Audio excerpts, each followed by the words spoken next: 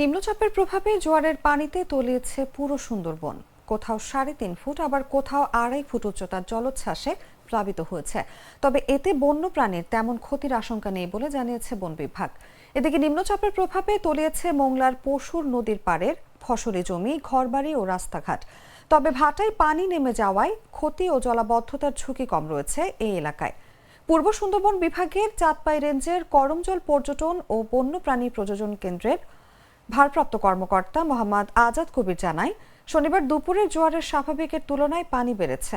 2.5 foot উচ্চতার জলোচ্ছ্বাসে প্লাবিত হয়েছে করমজল, জোংরা, মরা পশুর, হারবাড়িয়া, ঘাগরামারি ও লাউডোব এলাকা। এছাড়া 3.5 ফুট উচ্চতার জলোচ্ছ্বাসে প্লাবিত হয়েছে হিরন পয়েন্ট, কটকা ও কচিখালী বনাঞ্চল। পুরো বনের ভেতরেই 2.5 থেকে 3.5 ফুট উচ্চতার পানিতে তলিয়ে আছে।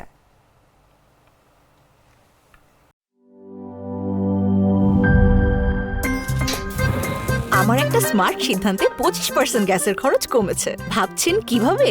সাধারণ গ্যাস স্টোভ বদলে আমি এনেছি আরএফএল গ্যাস স্টোভ। এর সাইন্টিফিক নজল ও ব্রাস বার্নার ক্যাপ সমানভাবে তাপ ছড়িয়ে রান্না করে দ্রুত। তাই গ্যাসও বাঁচায় 25%, টাকাও বাঁচে 25%। আরএফএল গ্যাস স্টোভ নিরাপদ ও গ্যাস সাশ্রয়ী।